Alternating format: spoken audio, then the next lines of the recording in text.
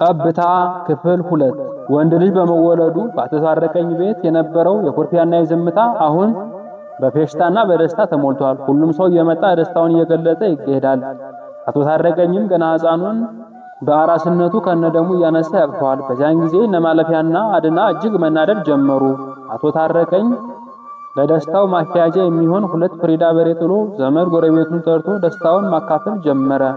ማለፊያና እህቶቿ አጉረመረሙ። አድና ቀድማ እንዲህ አለች፣ እኛ ስንወለድ አይደለም በሬ ዶሮ ራሱ አላረደንም ነበር። ይገርማል፣ ለካኛ ትርፍ ልጆች ነን አለች።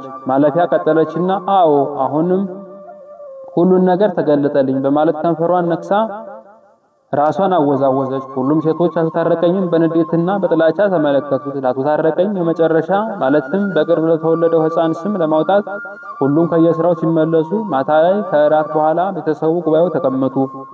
ሁሉም ሴት ልጆቹ አውጡ ሲባሉ በአንድ ድምፅ እኛ እናወጣም አሉ። ወይዘሮ አትጠገብ ምን ተስኖት አለችው። አቶ ታረቀኝ ደግሞ ቀዳማዊ አለው። እነ ማለፊያ ከእንደገና ከአባታቸው ስም አወጣት በሸቁ። ምን ማለት ነው ቀዳማዊ? እኔ በኩራ የመጀመሪያው እያለሁ አለች ርብቃ። እህቶቿን ባነጋግሯት ተሳሳቁ። እንግዲህ እንዲህ በማለት ቀኖቹ ተቆጠሩ። የቀዳማዊ የክርስትና ቀንም የሰርግ ቀን እስኪመስል ድረስ በዳስና በድንኳን በጎረቤትና በዘመድ እንዲሁም በሹማምንቶች ተከበረ። የክርስትና በዓል ሳይሆን የሰርግ በዓልም ነው ተብሎ በተጠሪዎች ዘንድ በልግሱና የበዓሉ ስፋት ተሞካሸ። በክርስትናውም ቀን በኋላ ግን የቤቱ ሰላም በታሰበው መልክ አልሄዳለ። ወንድ ልጅ ሲወለድ ቤቱ ይስተካከላል ተብሎ ቢታሰብም በመጀመሪያዎቹ በላይ አስቸጋሪ ሆነ። አሁንም በሴት ልጆችና በሱ መካከል ያለው ጸብና ጥላቻ እየከረረ ሄደ። ወይዘሮ አትጠገብ ከሴቱ ልጆቿ ጋር ሆና አቶ ታረቀኝን ልብ ቁም ስቅሉን አበሉት። ምን ነው ወንድ ልጅ ባልወለድኩ ብሎ እስኪማረር ድረስ አሰቃዩት።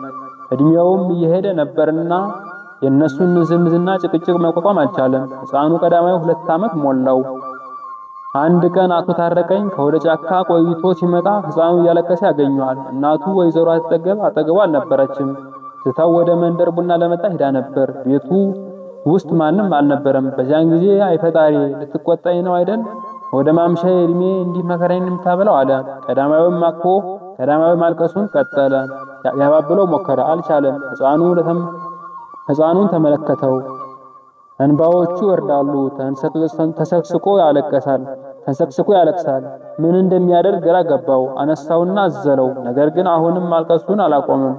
የላም ወተት ቅሉ ላይ ነበርና እሱን አውርዶ አጠጣው። ለቅሶውን ገታ አድርጎ ወተቱን ማጣጣም ጀመረ። በዚያን ጊዜ አቶ ታረቀኝ አይኖቹ እንባ ቀረሩ። አንጀቱ ተላወሰ።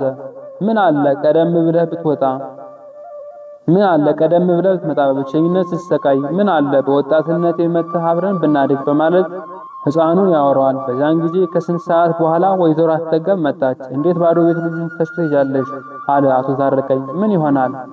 ምን ነው ለልጁ እኔ ብቻ ነኝ የማስበው አልክ? እኔም እኮ እናቱ ነኝ፣ አስብለታለሁ፣ አታብዛው እንጂ አለች። እስከዛሬው አንቱ ሳትል ይሄው ነበር ያለው ለውጥ በሙሉ የተገለጸለት። ምንም ሳይል ወጥቶ ወደ ተራራው ሄደ፣ ተቀመጠም። ምንም ሳይል አደረና በጠዋት የቀበሌውን ሽማምንቶች ጠርቶ ሁሉን ንብረቶችን፣ መሬቴን፣ ገንዘቦችን በሙሉ በልጅ በቀዳማዊ ስም ሁሉንም በሱ ስም እንዲሆንልኝ ፈልጋለሁ አለ አቶ ታረቀኝ። በጭራሽ ሁሉም ልጆች አንድ ናቸው፣ አንዳቸው መለየት አልፈልግም፣ በሁሉም ስም ነው መሆን ያለበት አለች ወይዘሮ አትጠገብ። አቶ ታረቀኝም በእኔ ስም ያለውን በፈለኩት ስም የማድረግ መብት አለኝ አለ። የቀበሌው ሽማምንቶች አዎ አቶ ታረቀኝ ያለው ልክ ነው፣ ያው በጋራ ስም ያላችሁን ንብረት በሁሉም ስም እናደርጋለን፣ ነገር ግን በሱ ስም ያለውን በሱ ለፈለገው ስም ማድረግ መብት አለው፣ የእርሱ መብት እኛ ጣልቃ እንገባም አለ።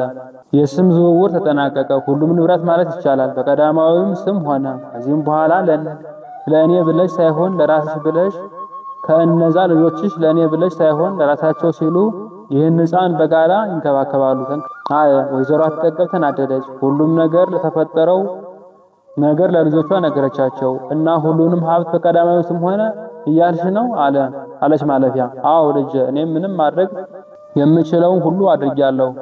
ሕጉ የሱ ነው የደገፈው ማለት ሕጉ የሚለው እንደዛ ነው። ምንም ማድረግ አልችልም አለች ወይዘሮ አትጠገብ። አረ ነው 12 ሴት ባለበት ቤት ሁሉም ንብረት በአንድ ሰው ሊሆን ሃሃ አለች አድና። ሌሎችም አብሯት ራሳቸውን ነቀነቁ። ይህን ሲሆን ቆማ አላይም ማድረግን ይህን ሲሆን ቆሜ አላይም፣ ማድረግ ያለብኝን ሁሉ አድርጋለሁ አለች ርብቃ። ምን ልታደርጊ ነው አለች አትጠገብ። ምን እንደማደርግ ለእኔ ተይው፣ ሁሉን ነገር በእኔ ጣዩ፣ የማደርገውን ጠንቅቄ አውቃለሁ፣ አታስቢ እናቴ አለች ርብቃ። አቶ ታረቀኝ ባለቤቱ እና የልጆቹ ነገር ካስጠላውና ከጎረጥ መተያየት ከመጀመሩም ሰንበት ብለዋል። መቼም እኔ ያለሁ እንግዲህ ካደረጋችሁት ስሞትማ አብራችሁ ከኔ ጋር ወደ መቃብር ነው የምጥሉት። አይ የኔ ልጅ ቀዳማዊ ምን አይነት ጣጣና እድል ይኖርህ አለና የወንድሙን የአቶ ደሳለኝን ልጅ በቀለን ጠርቶ እንዲህ አለው። ልጄ በቀለ መቼም ያንተን ከልጄ እኩል ነው የማይህ። በስተመጨረሻም ቢሆን ወንድምን ሰጥቻለሁ። ከእንግዲህ ለእኔ ሳይሆን ለአንተ ነው የሚጠቅምህ። ተንከባከበው። አሁን ያለውን የቤት ጉዳይ መቼም አላጣሃውም። አንድ እንዳያደርጉብኝ ብዬ ፈራለሁ። ለትምህርት እንደደረሰ ትምህርት ቤት አስገባልኝ። የተማረ የተመራመረ ልጅ እንዲኖረኝ ነውና የኔ ህልም እና የዚህን ልጅ አደራ የምሰጥህ ላንተ ነው። አደራህን የበላህ እንደሆን በኋላ በሰማይ እጠይቅሃለሁ። ልጄ እኔ መሄጃ እየደረሰ ነው። ልጄ እኔ መሄጃ እየደረሰ ነው። አደራ አደራ ብሎ በቀለን ቃል አስገብቶ ተለያዩ። ከእርሱ እንደተለየ ተመልሶ ወደ ቤት መደቡ ላይ አረፍ አለና ወይዘሮ አትጠገብን ጠርቶ እኔ እንግዲህ መሞቻዬ ደርሷል። ጥላቻውን ትተሽ ልጆቹን አስማሚያቸው። እንግዲህ ያሻቸውን አድርጊ። ሁሉም በአንቺ እጅ ናቸው። ይሄን ልጅ ግን አንድ ነገር ቢሆን እኔ ሳልሆን ፈጣሪ በሰማይ ይጠይቅሻል።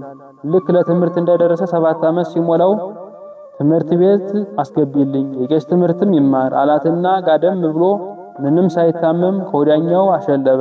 እስከ ወዲያኛው አሸለበ። አቶ ታረቀኝም ላይመለስ ሄደ።